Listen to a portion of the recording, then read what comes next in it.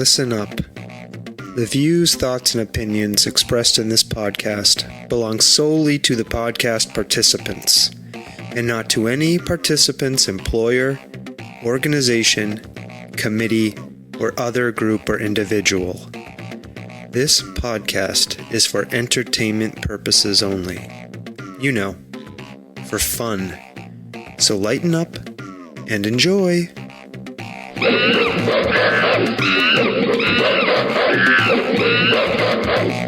Oh, hello, friends.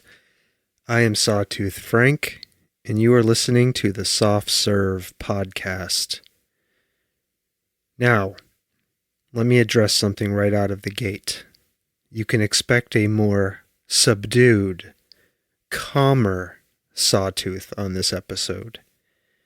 I received some feedback that on the last episode, I was too excited, a little too aggressive, and shot out of a cannon. Well, today, I am endeavoring to be calmer. For you, my dear listener. And on this episode, we're going to talk about the weirdest ice cream flavors in the world. You heard me right. We're not talking about vanilla or chocolate or strawberry. Those aren't weird. We're talking about some truly strange shit that's going to blow your minds that people put into ice cream.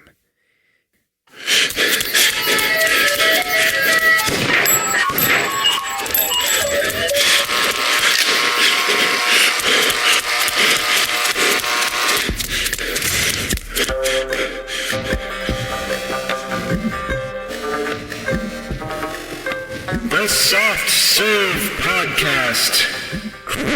You're a loser, a scumbag, lower than scum. You are a absolute zero. Absolute zero.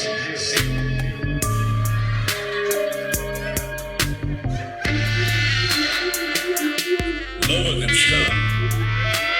A scumbag. Absolute zero. Absolute zero. Yeah, baby, that's me. You're absolute zero.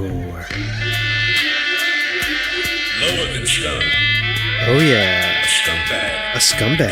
Absolute zero. Absolute zero. Yeah, baby. Oh yeah. Lower than scum.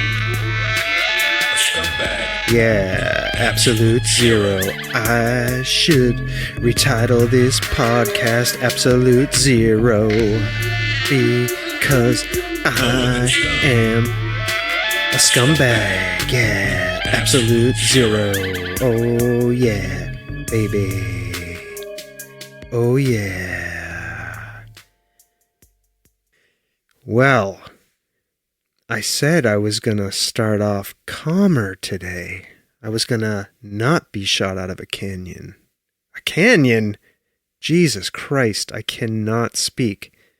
I must be getting dementia or something. Maybe it's an effect of old age. I don't know.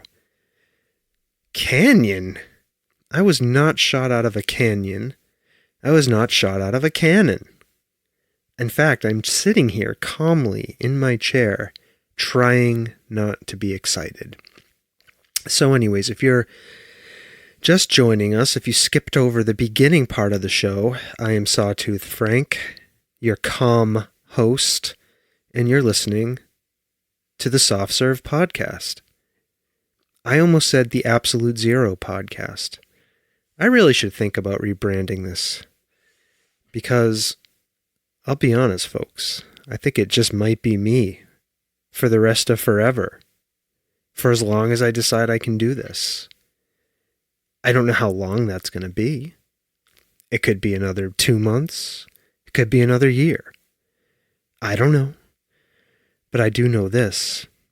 I had a listener and a friend of mine reach out to me saying they want to come on the podcast and talk about death with me. Death. Now, that's a topic I think a lot about. And I know this friend of mine does too.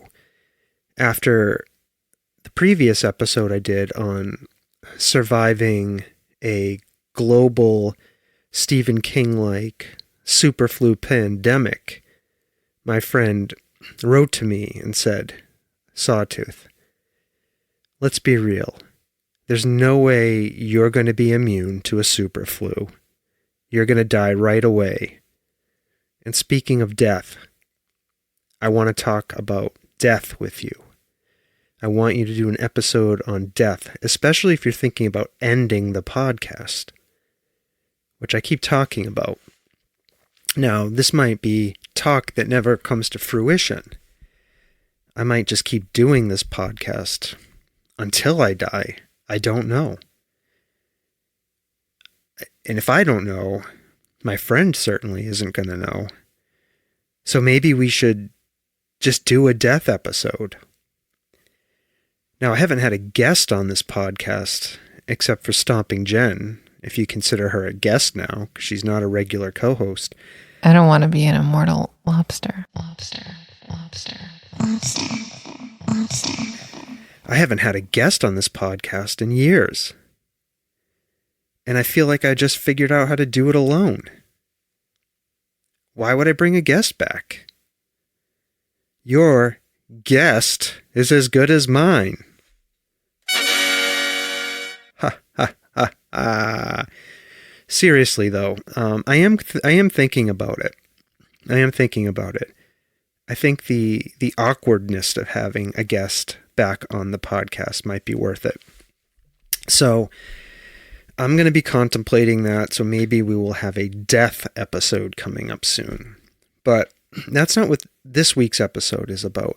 This week's episode is talking about the weirdest fucking ice cream flavors in the world. So we'll get into that in a little bit of the episode. But first I want to address some things. I have decided there will be no more Fate of the Nation segments. That's right. I am no longer going to talk about what's happening in our country from a political perspective. I have decided that not only does nobody care, I don't know what the fuck I'm talking about. I don't have a unique perspective on any of that. I'm just no different than you. I'm sitting here watching all this shit happen, and because of my particular morality, my particular political point of view, my particular interpretation of the laws of this country, I hate what I see. It fills me with a lot of dissatisfaction.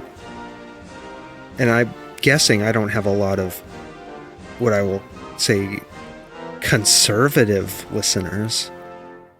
Certainly I've probably alienated all of the Trump supporters who would listen to this podcast. Not that I care about them listening, I don't. There are so few of you left. You know, I could give a shit anymore. I really don't even look at the numbers. So, and after 7 years of doing this, I've given up all pretense and hope that this is ever going to blow up and turn into anything bigger than it is, which is a relatively small, local, self-produced podcast. So I don't give a shit, honestly. And if you are tuning into this for some other reason, why waste time talking about what's happening in the country from a political perspective? We all can go to the fucking news and doom scroll all of that shit if we want to. So I've made a decision. There will be no more soft serve podcast, political conversation, or fate of the nation segments. So let's pause a moment and honor the past fate of the nation segments.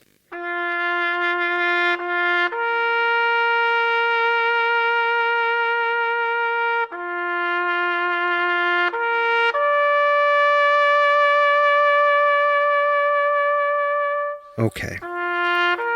Let's let that music play out, and we will move on to something else. Like I said, I reserve the right, because this is my fucking podcast, at any minute during any show to talk about politics if I want to. I'm just going to say that. You, my dear listeners, you do not have the right to hold me to account for anything I've promised you. You don't get to do that. There's no accountability for me on this show. None. Okay? So that being said, I really am... I said this when I relaunched solo without Stomping Jen. I said I was going to try to do shorter shows. And I think I've largely failed. I have not recorded a show that's been under 1 hour. Maybe like a minute or two, but it seems like I cannot get my shows to be somewhere between like the 30-minute and 45-minute range, which would be a shorter show. Now, I'm curious, do you like a longer show? Do you want a shorter show? Would that be better for you as a listener? I don't know. I mean, I've been accused many times in my life of having diarrhea of the mouth. That's what my father used to say to me. He would stand there and stand over me and yell at me with his red face and point a finger at me and say, "Brash! Brash! You have diarrhea of the mouth." And he loved when he was yelling at me and humiliating me to pronounce every word slowly. Diarrhea of the mouth. Like enunciating each syllable somehow made the thing he was saying more biting or gave it more validity. It, of course, didn't. And I suppose there's some truth to what he was saying. I do like to talk, but could have called me something else. Could have called me a motor mouth. But diarrhea of the mouth? Come on. That's crude. So, and I realized by going off on a tangent and talking about how I have diarrhea of the mouth that I am not doing anything to make the show shorter. See, this is my problem. I'm all over the place. I'm like a dog that sees a squirrel. And a thought pops into my mind and off I go, chasing it. No thought about what I was doing previous. There I go, chasing a thought. Now that might be good for a podcast. I don't know. Might be good for some audiences. I don't know. But this is who I am. So I'm gonna try to work with it. So a couple of other updates. My diet is going well still. And part of how I came up with the idea for this week's show is related to my diet, and I'll talk about that in a minute, but that's going well. I am not quite at my goal yet of being under 200 pounds, but I'm close. I'm trying to get there, but this last couple of pounds has been hard. It's been a struggle. So I'm going to keep working on it. I'm not going to give in. I'm not going to break down. I'm not going to get on GLP-1s. I'm not casting shade to anyone who does need help with medication. And honestly, I think I just read somewhere in a news article that GLP-1s might make you live longer. Like it might do something to us genetically. And I've said before, I want to live forever. I want to be immortal. I want to see everyone I love and know die before me. I want to outlive everybody. I want to be the last person in the universe. So maybe I need to get on GLP-1. Maybe that will help me become immortal. I don't know. My swimming pool goldfish are doing fantastic. I know you want an update on that. I was out there yesterday looking at them. They are really going through another growth spurt now that it's warmer, and they're eating lots of bugs. I feed them every other day with goldfish food. They seem to enjoy that. So they're doing fantastic. And like I said before, in previous episodes, Stomping Jen is quite happy because I'm not burning electricity to keep their pool water habitable. In case you're just tuning in for the first time, I have 30 goldfish that live in my above-ground pool that I've converted into a pond, and I just this summer installed a bunch of solar pump equipment. So a solar water pump to get water from the pool into the filters, and a solar air pump to help aerate the water so that my little goldfish are happy. And last summer, I ran it all off of electricity and blew through all of our solar credits. So we ended up having to pay 2 electric bills over the winter when electricity was at the highest rate. And needless to say, Stomping Jen was not happy. So the fish are doing great. The fish are doing fantastic.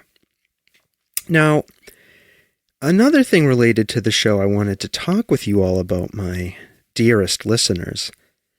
And this kind of goes back to what I was saying before about wanting to do a faster show, right? A shorter overall length show.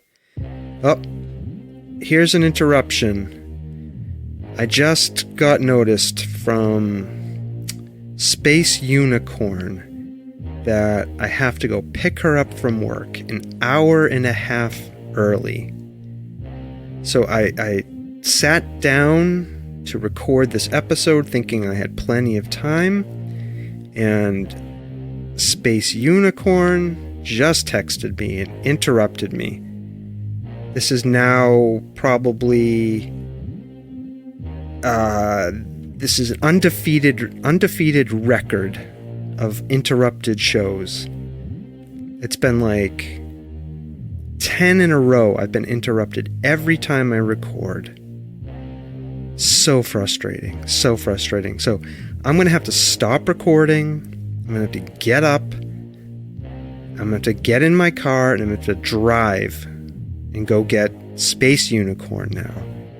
And I was just feeling like I was getting warmed up and I was on a roll, and I was going to talk to you about something going on with the actual recording of the show. So I guess I'll get back to that when I am back from picking up Space Unicorn. Fucking amazing. I'm so frustrated every time.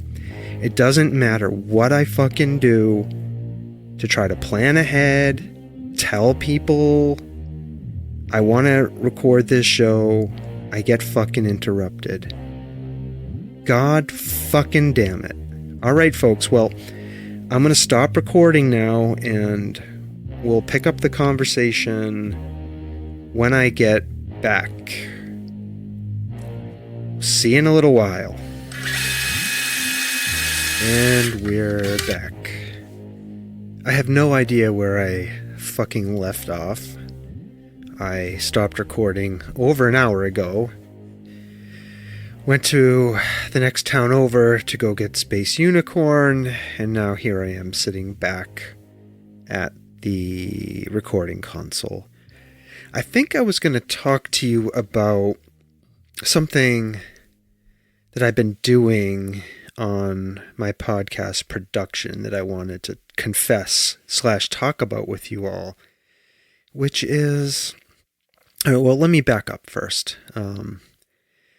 One of the very first comments on my podcast from the Apple podcast reviews was from somebody, I have no idea who it was, who left a comment saying I had a strange, slow, halting speech that was off-putting which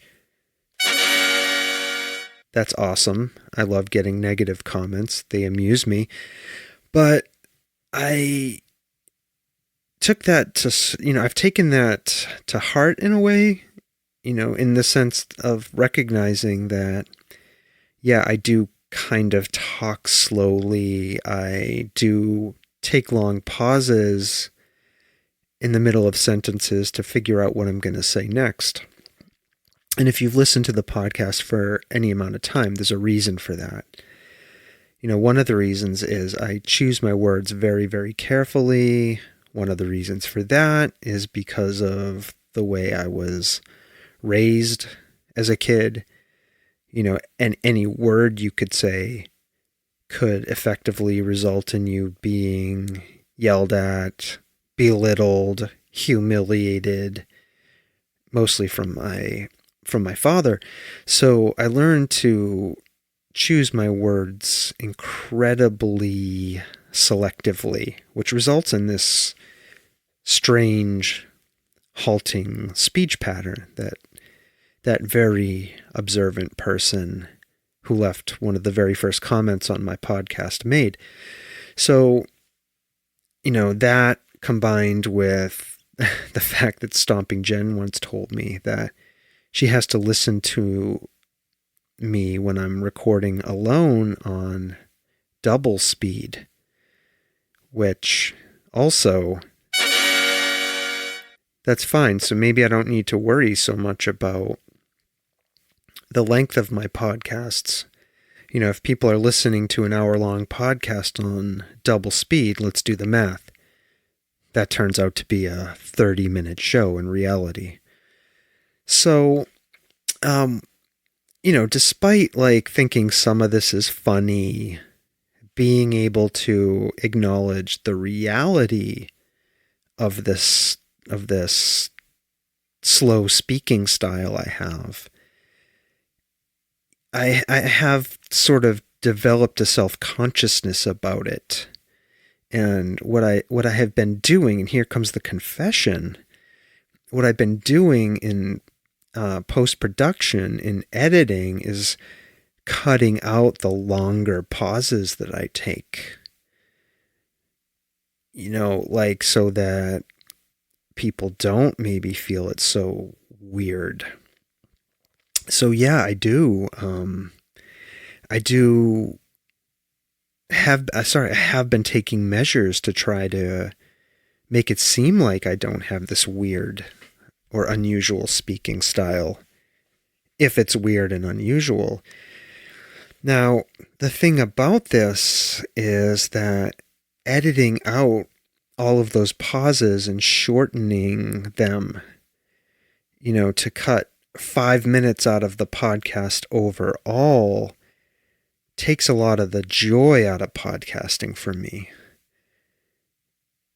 So I'm maybe it's even one of the reasons I decided to move to every other week, because the editing process, when I'm cutting out those pauses and having to, stitch it all together, so to speak, is just mind-numbing and grueling.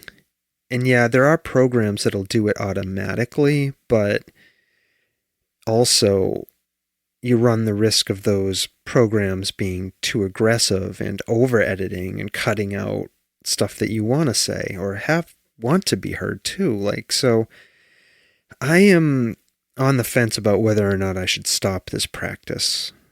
So you, dear listeners, are the people I wanted to ask about this. Do you think I should be editing my podcast episodes to cut out those longer pauses that I make when I'm speaking? There's nothing I can do about it in the moment. I could try to talk faster, which I sometimes do. Like the last episode I recorded before this one, the global pandemic episode, where one of our longtime listeners observed that I seemed like I was shot out of a cannon. Those weren't her words. I think those are my words, but effectively, I think that's what she was saying. I'm curious what you think. Have you noticed a difference?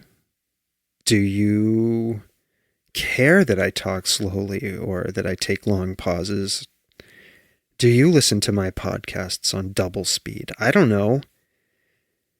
But what I do know is this editing process, the last few times I've been doing it, have taken the joy out of the process for me. Podcasting.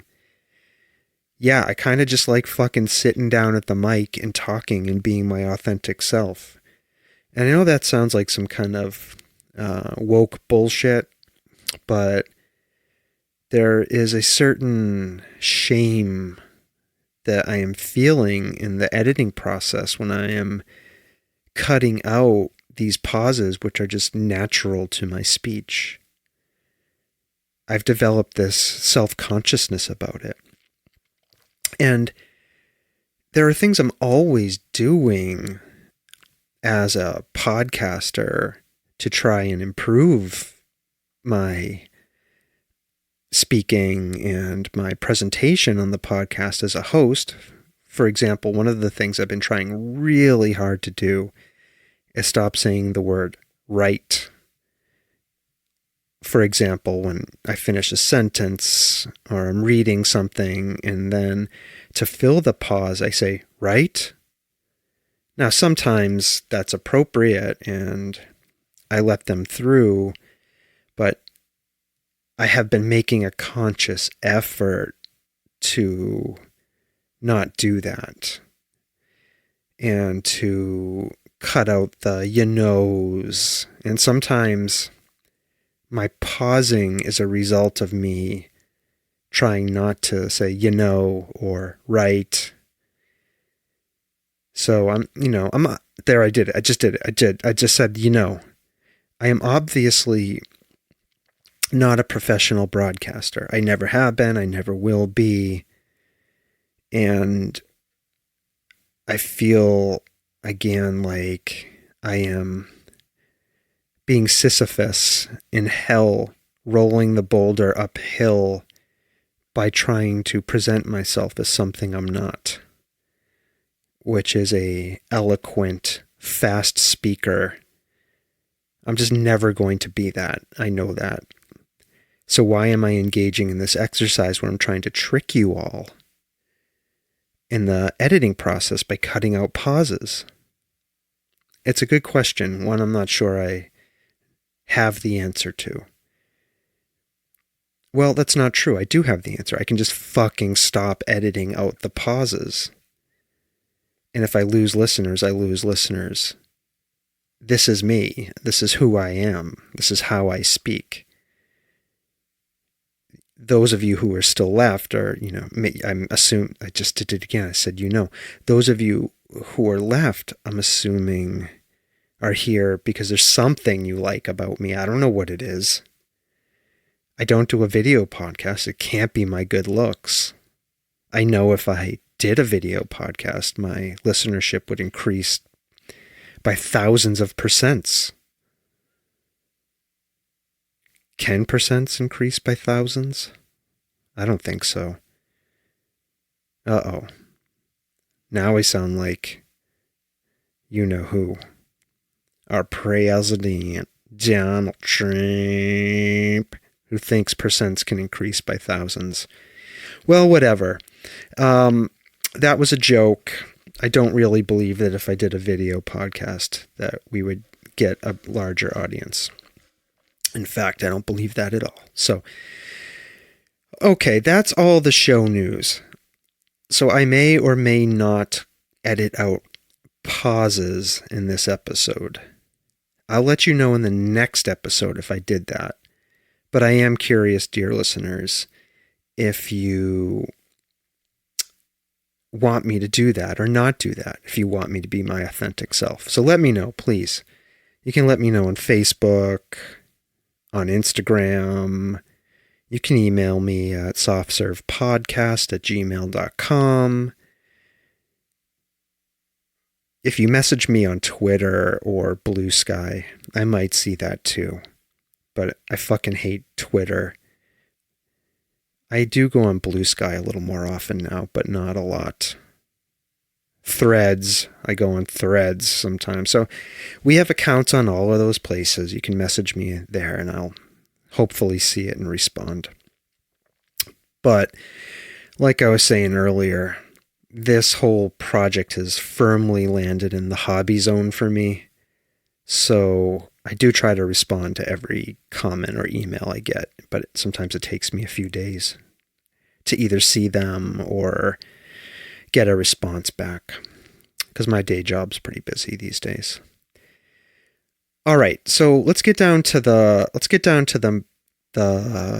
how do I want to say this? The core of the episode here. I wanted to talk about the weirdest ice cream flavors in the world. How did I settle on this topic?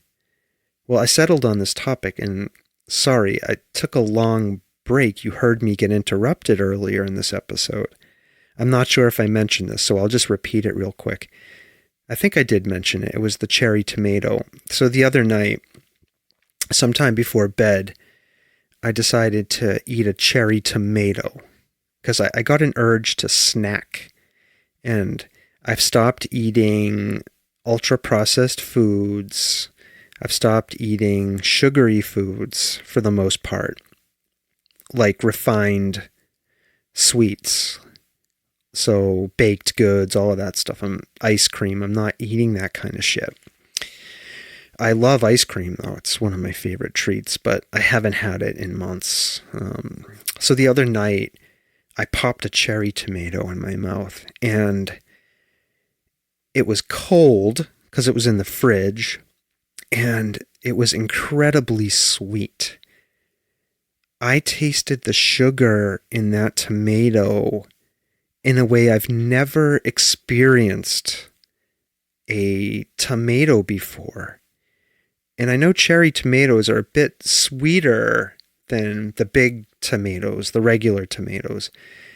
But I thought to myself, oh my God, this tastes like ice cream. Like it tastes as sweet to me as ice cream tasted to me back when I was eating a lot of sugary sweets. I was like, holy fucking shit, what is going on in my brain? How can I eat this little tomato and think to myself, this is as sweet and as delicious as ice cream? And I think a lot of that has to do with the way we get addicted to sweets. Now, I'm not a food scientist or anything like that. I've never studied food scientists or food scientists. Ugh. God, I'm having such trouble speaking these past few podcasts. I really wonder sometimes if I am slipping into dementia or something. Like, because I am making these speech mistakes. Okay, let's try again. I have never studied food science. I also have not studied food scientists. Neither of those things are topics I have investigated in my life. So I don't know why this little cherry tomato tasted to me as sweet as ice cream, but I am assuming it has something to do with the nature of food addiction and eating foods that are super high in sugar. You know, like in the same way when you drink alcohol or smoke cigarettes or take other drugs like cannabis, your body gets a tolerance to those things. And the subsequent hits or ingestions of those substances, they're not as impactful. And I'm guessing with food, it's the same way. Like I said, I haven't been eating ultra-processed foods. So like part of me is wondering if I went upstairs right now and I ate a Cheez-It, if it would blow my fucking mind. You know, like taking a hit of meth for the first time or something. Would I pass out Would my knees buckle and I would collapse to the floor, staring at the ceiling, smiling as a yellow and orange puddle of drool accumulated on my chin? Would the pleasure be that great? I wonder. So that thought about, wow, this cherry tomato tastes like ice cream to me, led me to wondering, in that moment in the kitchen late at night, I wonder if they've made tomato ice cream. I wonder if tomato ice cream would be any good. So that sent me down a little rabbit hole on the internet and got me thinking about, wow, tomato ice cream would kind of be a weird flavor. I've had other kind of unusual flavors of ice cream before, like asparagus ice cream, which I really like. Let me take a sip of seltzer here. Hold on.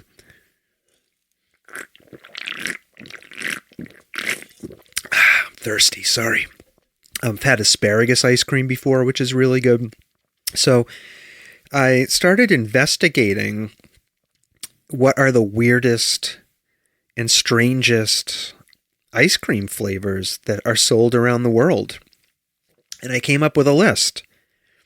So I'm going to read you off of this list and talk to you about some of these and whether or not I would try them. I'd be really interested, as we go through the list, you letting me know if you would be interested in trying any of these.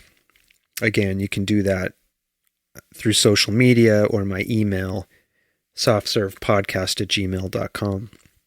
And if you leave a good or interesting comment, I might read it on the next show. But anyways, let's go down the list. And these are not in any like particular order of weirdness. I think these are just generally weird flavors. Okay, so we have garlic ice cream, which to me actually isn't that strange when you think about it, because if you've ever had slow roasted garlic, it kind of has a sweet flavor to it. There was this Italian family style restaurant Stomping Jen and I used to go to all the time called Vinny Testa's. And one of the things they would serve were these oven roasted garlic bulbs. And they would come out and you would spread the garlic on the bread like it was butter. And it was like so sweet. So that's how people describe garlic flavored ice cream, as surprisingly sweet with, unsurprisingly, a strong roasted garlic aftertaste. Duh. You kind of hope garlic ice cream would have a garlic aftertaste. Here's another one, lobster ice cream. And I think I've actually seen this. It's mostly found where I live in New England, usually along the coast. And lobster ice cream tends to be vanilla ice cream that has chunks of actual lobster meat mixed into it. And again, when I think about lobster meat, the claw meat is usually pretty sweet. It has kind of a sweet flavor, so I could like totally see how this would go with vanilla ice cream. And now, I don't think I would try this one because I have an aversion to lobster after a food poisoning incident or a stomach flu incident back when my son Ted was fairly young. We were preparing lobster for dinner one night, and I just like coincidentally ended up getting, that's when a stomach virus or food poisoning hit me, and I got violently ill. For like 7 hours, I was nonstop projectile vomiting. And I've never lost that sensation of queasiness and its association to lobster, because I was preparing a lobster dinner that evening that I got sick. So I've never been able to get over that. Never have particularly liked lobster after that evening, which is a shame because I like lobster. And it's weird. I know people are obsessed with it, but lobster historically has not always been like a luxury food. I think for hundreds of years in New England, after people settled here, it was considered like a trash food, like a food of last resort. People thought of lobsters as cockroaches of the sea, which is kind of interesting. Now lobsters revered and people desire it. They fly it in from New England to all different parts of the country. So weird. Okay, next on the list we have wasabi ice cream. Now this one I do not see. I generally like wasabi when I'm eating it with sushi, but I don't find it has like a particularly sweet character to it in any way. And the way it like clears out your nostrils and burns your nose, I think could be really weird if you're eating ice cream. Like imagine yourself sitting there or standing there licking a wasabi ice cream cone and having that weird fucking sensation in your nostrils. I don't know.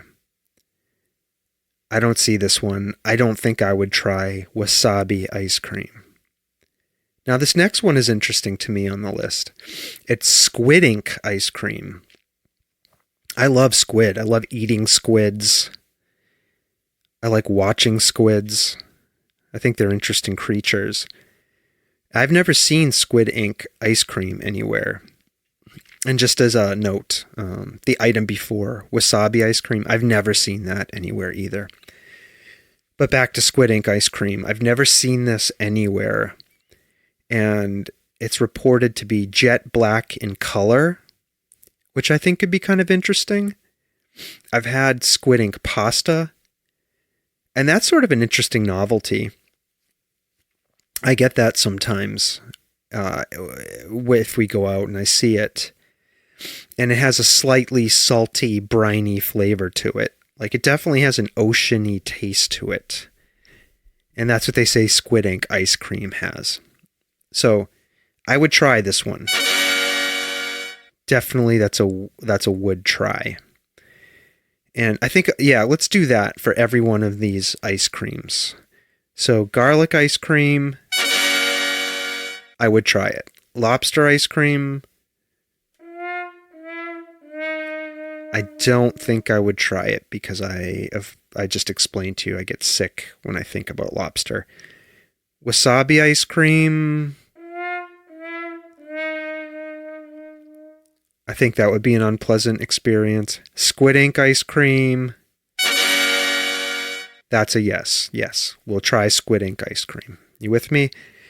Now this next one, brace yourself. Sit down.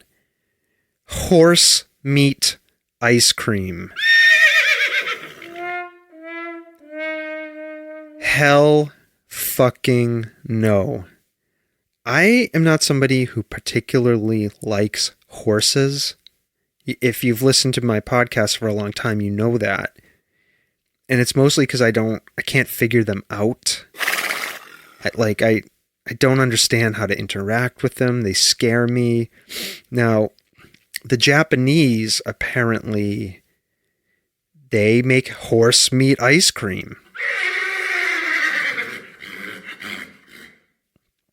And it contains actual small pieces of horse meat. No. Hell fucking no. No way. Go to hell with your horse meat ice cream. No. No, no, no. I don't even know what else to say about this. Who the fuck looks at a horse and thinks that gigantic creature belongs mixed into a pint of ice cream? You lost your goddamn fucking minds over there in Japan? Horse meat ice cream! I'm beside myself. Let's move on to the next one.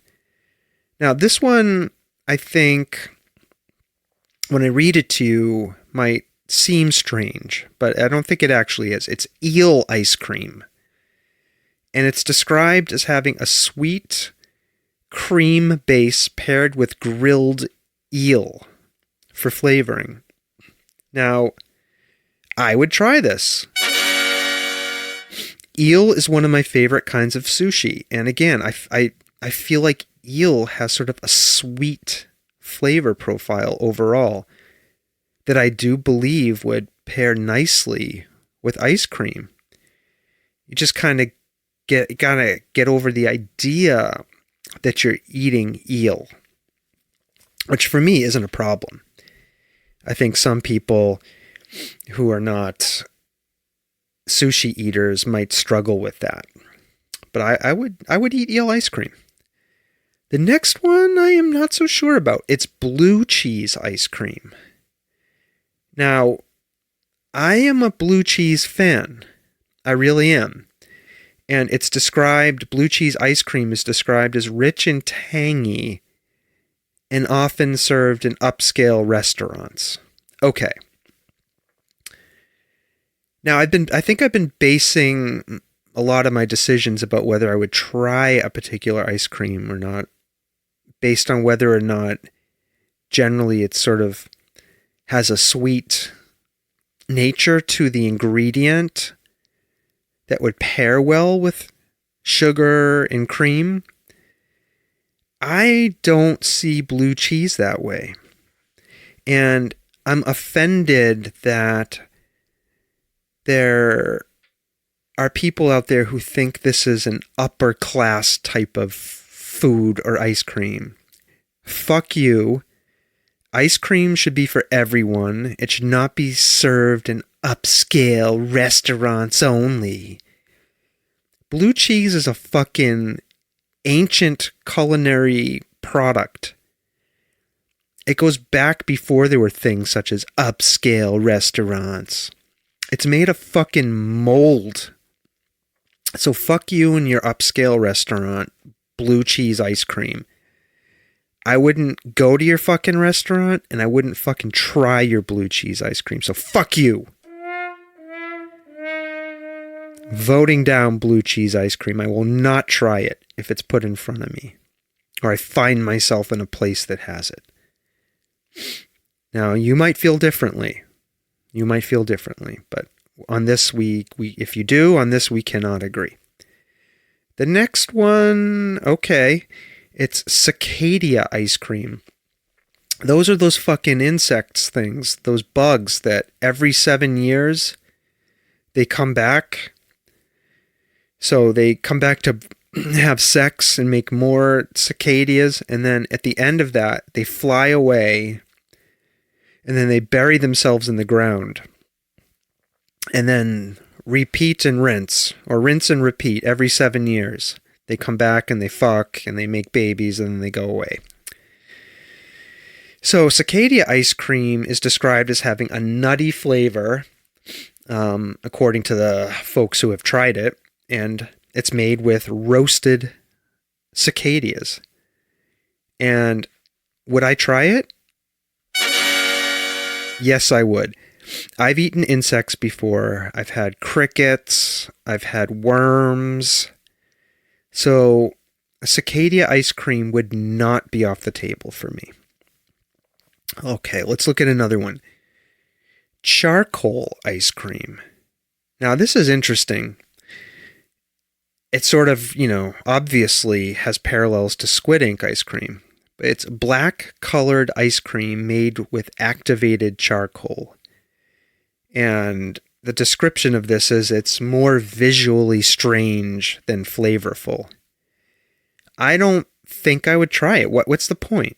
If I want to try black colored ice cream, I'll have something that has an interesting flavor to it, like squid ink. So no to your charcoal ice cream.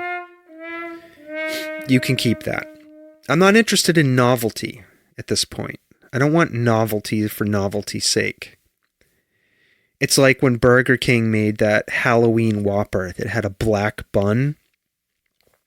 And the result of that novelty, that particular novelty, is that it turned your shit green. Yeah. So who knows what charcoal ice cream will do to you. So I'm not going to try it. All right, next on the list is octopus ice cream. Yeah, I would try that. I love octopus. I've purchased whole octopuses and cooked them at my house before. I have gotten octopuses at sushi restaurants. When I was in Spain this last winter at the open food market, I got an entire grilled octopus tentacle. So this one's not a stretch for me. And it is like the horse meat ice cream. This one is sold in Japan. So this Japanese are doing interesting things with ice cream. Now this next one is bacon ice cream, and it's described as a sweet maple style ice cream mixed with salty bacon bits. I don't even think this belongs on the fucking list. That's an automatic yes. I mean, what's not to like? Maple syrup flavored ice cream? Bacon bits? Oh my God, are you fucking kidding me? Imagine that in a waffle cone? Oh my God, it would be like eating a pancake. Hell fucking yes. Bacon ice cream. And I think I've actually had bacon ice cream before, now that I think of it. Oh, this next one is very interesting. It is curry ice cream. So like, Indian food, curry. Yeah, this blends traditional dessert sweetness with spicy curry notes. And again, curry sort of, depending on the dish that it's cooked with, has sort of a sweetish undertone to it. I could totally see this work in ice cream form. So yeah. Hell to the fucking yes on curry ice cream. This next one I have had. I can say it's real. Beer ice cream, and it can be made using many different types of beer, from stouts to Budweiser style beer, so a Pilsner, to the stronger, more bitter IPAs, India Pale Ales. I've definitely had stout ice cream, and I think I've had IPA ice cream. Both were excellent, so I would definitely try this. Definitely try this one. Even though I don't drink beer anymore or any alcohol, I would try this. The next one I have had as well, which is ghost pepper ice cream. And it is described as one of the hottest ice cream flavors ever created. Now, I've had ghost pepper ice cream combined with chocolate ghost pepper ice cream. It's fucking delicious, but also it has ghost peppers in it. So if you don't like spicy foods, don't try this one. Don't fuck around with it. It will make your mouth hurt. And if you eat a lot of hot peppers like I do, I have these hot pepper sauces I like, and ghost peppers are usually in them, and another type of pepper called a Carolina Reaper. Let's just say that it also not only burns going in. you get to re-experience the burn later. Yeah. And the last one on the list of weird ice cream flavors, and I'm sure there are others out there, but the last one on our list is pickle ice cream. Pickle ice cream. And it's described as being tangy, salty, and very popular at state fairs. I don't think I've seen pickle ice cream in the wild. I'm not sure I have, but would I try it? Hell yeah, I love pickles. And I recently discovered Whole Foods sells this, or at least the Whole Foods near me. Pickle flavored kombucha, which is fucking awesome. So yeah, I would eat some pickle ice cream and wash it down with some pickle kombucha, baby. So there we have it. That's our weird ice cream list. Our weird ice cream list. And if I'm going to pick one on this list that is just the weirdest and strangest and most fucking horrifying, it's horse meat ice cream. Holy shit. I cannot even believe that that's real. I'm sorry. You know, even though, like I said before, even though I don't understand horses, they've been critical partners to human civilization and the advancement of human civilization. And don't fucking try to argue to me that so have cows and we eat cows and no. Cows don't plow our fields usually. I know some like oxes do. And look, if you're an agriculture expert and I'm saying anything that's wrong, I don't want to hear about it. Fuck you. This is just my opinion, okay? It's an opinion.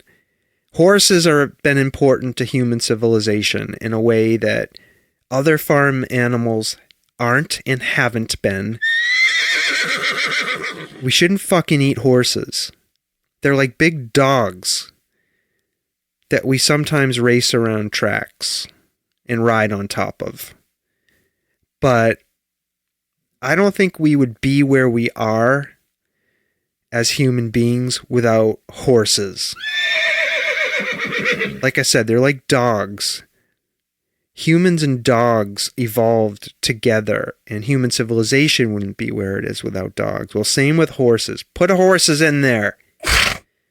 Don't eat horses, ever. So no horse meat hamburgers, no horse meat steaks, no horse meat ice cream. It's banned. And if I catch you eating fucking horse meat ice cream, I'm gonna tie you up. I'm gonna take you to a barn. I'm gonna kneel you down behind a horse, and then I'm gonna poke the horse in the back of its leg with a pitchfork, and then the horse is gonna kick you in the head. And it's going to kill you, and then I'm going to chop you up, and I'm going to put you in ice cream. I'm going to make human meat ice cream, and we're going to sell that at a farmer's market. That's what's going to happen if I find out, dear listener, that you ate horse meat ice cream. No horse meat ice cream. That's the worst one on the list. Everything else you can have. Everything else. Garlic, lobster, wasabi, squid ink, eel, blue cheese, cicada, charcoal, octopus, bacon, curry, beer, ghost pepper, pickle, ice cream. You can have all of those kinds of ice creams. Just leave the horse meat ice cream alone. Don't look for it. And if you find it, don't you fucking eat it. Okay? All right, that's our segment on the strangest and weirdest ice creams. I hope you enjoyed that one as much as I did. I learned some stuff. And that's why we do this together, right? I did it. I said right. Uh-oh. I wonder if somebody can invent an electrical shock machine that every time I say, or right, or I pause too long, it sends a jolt of electricity through my body. Can you do that? Someone? Please? Okay. Well, what else is going on? Let's wrap this up. I said a short episode, but this one's over an hour already. It's over a fucking hour. I did it again. I fucked us all. I recorded over an hour. I really thought this could be half an hour. But then Space Unicorn interrupted me by wanting a ride. I had to leave the house. I had to come back, and it's a whole thing. Then I get the diarrhea of the mouth. We talked about that earlier, right? It all happens. All right, so what are we doing? TVs, movies, and music. That's how I like to end the show. Just tell you what I'm watching and listening to. Let's start with TV this week. Stomping Jen and I just finished a new season of a show we really like called 4 Seasons. Now this has, what's his fucking name? Steve Carell in it, the guy from The Office. It has Tina Fey. It has Will Forte, who I really like. He is one of my favorite TV actors. It has Coleman Domingo, who was just in the last season of Euphoria. I love Coleman Domingo. He's so great. So we just watched the second season of that. We binged watched it, and it's a really cute little humorous show. I really like it. The premise is there's these lifelong friends, and they get together every season, and they do a little weekend vacation.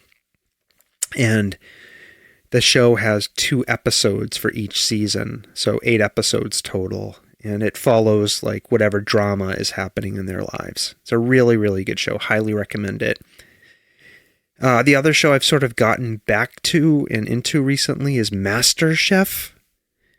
You know, the one with Gordon Ramsay, the cooking competition show.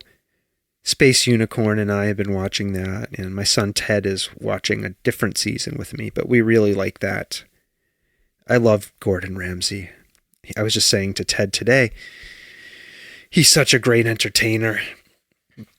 I think he's really fun to watch and funny, and I like his show a lot. So anyways, I'm watching a lot of MasterChef. And let's see, movies that I've seen recently. Okay, I saw a movie called Tuner last week. It's not about fish, although there are tuna fish jokes in it. It's Tuner, Tuner. And it's about a guy who has super sensitive hearing. And he gets looped into this crime initiative to crack safes using his super sensitive hearing. And it's a really good story. It's kind of a thriller and a love story. And I really enjoyed it. You're not going to probably see it in a big theater. It's more of a independent movie, and I saw it in an independent theater out by me. I really liked it. Let's see. I also saw Backrooms, right? That's that sort of supernatural horror movie based on the web series on YouTube by this kid named Kane Pixels. Right? That's his YouTube name, Kane Pixels. And, you know, the Backrooms is sort of this horror drama series that explores this, how do you say this unending maze of office space and other weird interiors like malls. It's so creepy. I really enjoyed the movie. I went to go see it with Ted last weekend. And the theater was full at 11 o'clock on a Saturday morning. And, I don't want to spoil too much, but I'm glad I watched the web series before I went into the movie. It gave me some context so I can understand a lot of what was happening, but it was a good movie. And this was this kid's first movie. I think he's like 19 years old. So, highly recommend Backrooms. I also, yesterday, so the day before I'm recording this, I saw Masters of the Universe. I don't know why they didn't just call this movie He-Man, honestly. I think it would have done better in the theaters. It's not making a lot of money, or it's not projected to make a lot of money compared to its budget, but it's getting really good reviews. And I have to say, I enjoyed the fucking hell out of this movie. When I was a kid, I'm a Gen Xer, I'm 52. When I was a kid, I lived the whole He-Man phenomenon. I had all the action figures. I begged and cried and got Castle Grayskull. And I used to, play with He-Man. And I watched the TV show. I loved He-Man. And this movie was sort of a tribute to He-Man. I said this in a Facebook post I made today. The movie kind of felt like the director was just a kid sitting on his bedroom floor playing with his He-Man figures. It was fun. It didn't take itself too seriously. There's sort of an underlying theme in the movie exploring the traits of toxic masculinity, which I thought were interesting. And there were some really great kinky sex jokes. One of the main characters who's on He-Man's team is named Fisto. He has a giant fist, and he does a lot of fisting in the movie. How can you not have jokes about that? He doesn't fist anyone in the asshole. But there's a lot of jokes about, he's got a giant fist that he uses to punch people. But there's a lot of jokes about maybe he might fist somebody in the asshole. Or the vagina, all right? Let's not make this about a particular body part, because you can fist any body part that you can get a fist into. Right? I think that was an appropriate right, by the way, so don't fucking criticize me. That was a good one. You can fist any part of the body. You can fist an asshole. You can fist a vagina. You can fist a mouth. You can fist a nose or an ear hole, if those two holes are big enough. You could fist an eye socket if somebody was missing an eye. What else could you fist? Oh, you could fist a belly button. If somebody has like a really big belly button. Oh, this is a good one. You could fist a fistula. You know how some people, they have to have that bag that's attached to their abdomen. So, feces can come out of it, or shit, right? Well, you could fist a fistula. How awesome would that be? Fisting a fistula. Oh, man. What else could be fisted?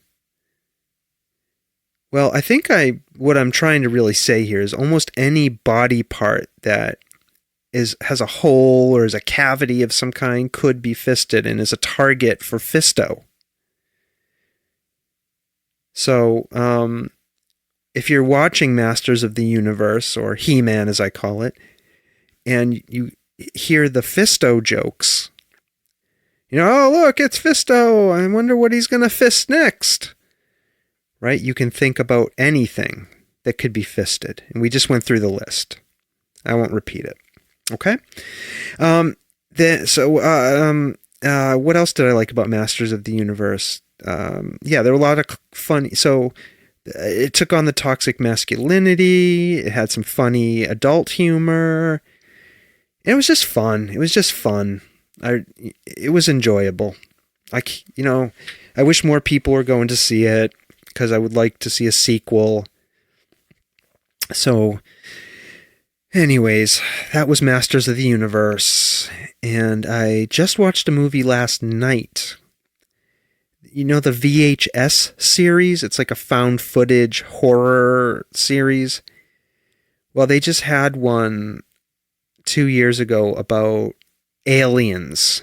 So all of the little like vignettes were alien related, and I thought that was really good. So I recommend that too. Let's see, music. Haven't discovered any new music. I'm still out on the hunt. Nothing good coming out that I'm aware of. So none of the artists that I like are releasing new music. I check every week, but I haven't seen anything. No new artists I've discovered, but Stomping Jen and I are going to see a concert the week this episode is out by an artist called Rosalia. And she's super fucking interesting. She's like a Spanish Bjork. She's from España.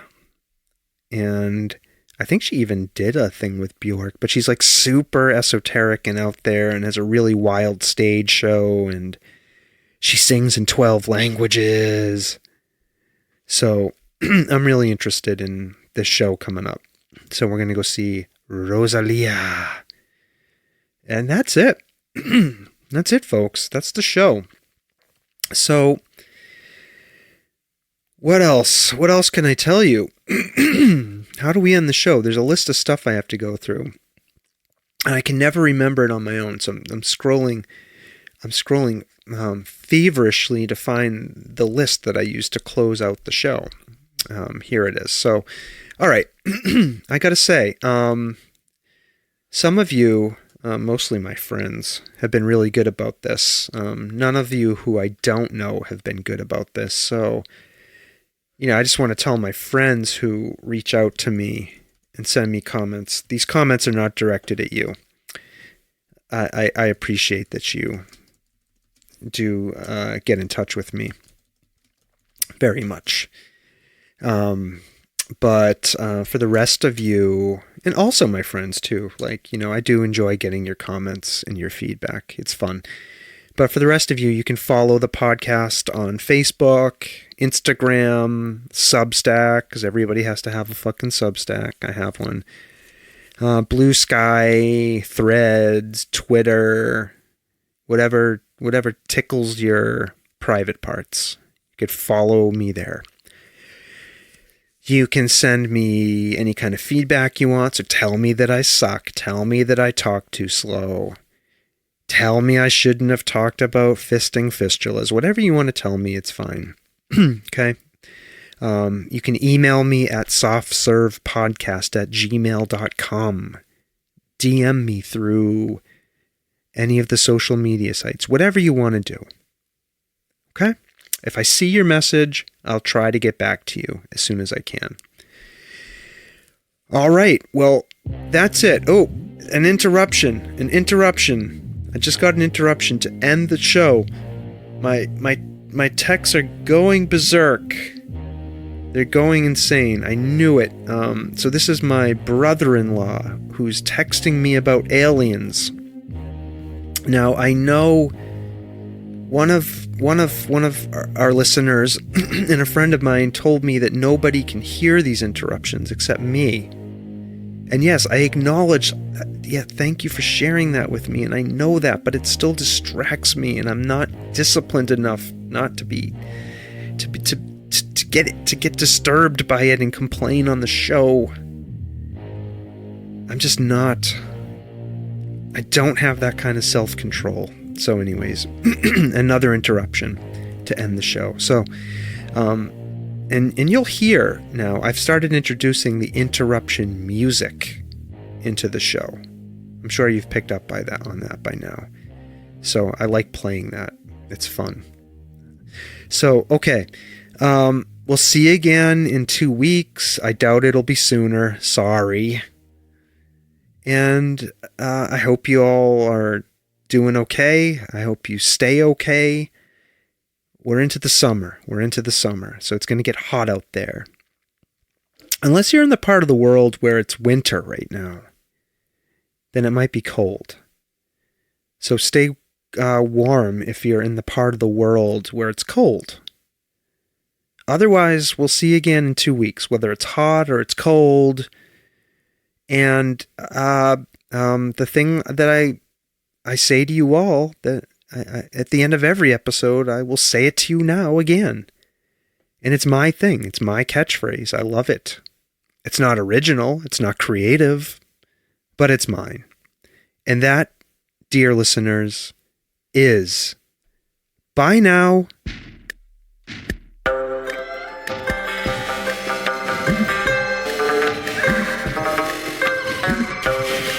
This world of ours, ever growing smaller, must avoid becoming a community of dreadful fear and hate.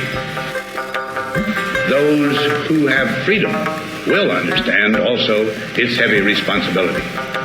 That all who are insensitive to the needs of others will learn charity, and that the sources, scourges of poverty, disease, and ignorance will be made disappear from the earth. And that in the goodness of time, all peoples will come to live together in a peace guaranteed by the binding force of mutual respect and love.